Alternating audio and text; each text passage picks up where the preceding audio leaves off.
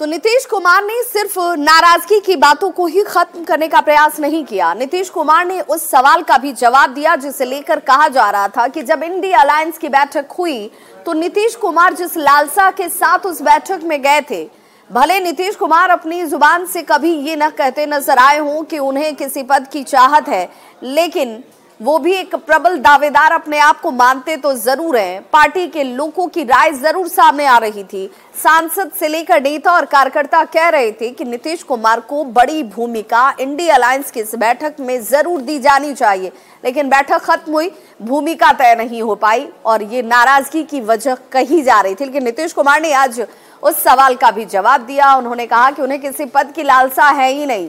वो सिर्फ India alliance को इंटैक्ट रखने के लिए, उसे साथ लेकर चलने के लिए कार्य कर रहे हैं और इंडिया अलायंस एकजुट भी है। हमारी इच्छा नहीं थी ये सब बात, तो हमने कहा कि नहीं हमको नहीं इच्छा है, हम तो चाहते हैं सब लोग एकजुट होइए। तो अभी हाल में हम मीटिंग में कह दिए कि हर राज्यों का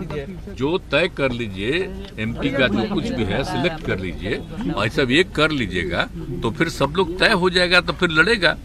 आप इसको जहाँ कहीं भी सीट का बट यही हम कहते हैं, हम कुछ नहीं हमारा कहा गया सर आप नाराज एक बस गलत नहीं भाई, गलत है, हम जरा भी नाराज नहीं है। अब कह रहा था उनको हमके ठीक बनाइए, जिनको भी बनाइए, हमको नहीं कोई इच्छा है के साथ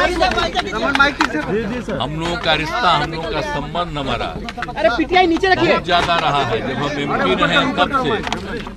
जब उनकी सरकार बनी 100 साल हमको उन्होंने 3 विभाग की जिम्मेदारी दी थी और कितना मानते थे,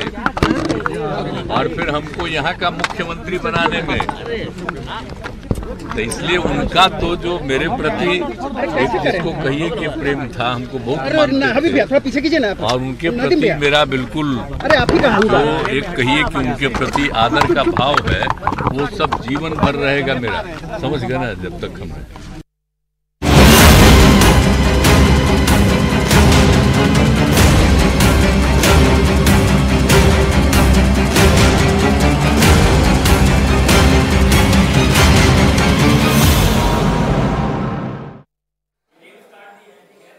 पटना के बेऊर में लूटपाट के दौरान दारोगा ने लूट की घटना पर रोक तो लगाई ही, 3 बदमाशों को भी धर दबोचा और इसी दौरान बदमाशों की फायरिंग के वो शिकार भी हुए, जहां पर उनके हाथ में जाकर गोली लग जाती है। घायल होने के बावजूद दारोगा फूलन कुमार राम ने अपराधियों को छोड़ा नहीं। 3 अपराधियों को हिम्मत दिखाते हुए उन्होंने धर दबोचा, जबकि 3 अपराधी मौके से फरार हो गए। अब इन 3 अपराधियों की गिरफ्तारी के लिए कार्रवाई भले शुरू कर दी गई हो, लेकिन दारोगा की हिम्मत की सराहना सभी कर रहे हैं। फिलहाल दारोगा की स्थिति खतरे से बाहर बताई जा रही है। रात 2 बजे के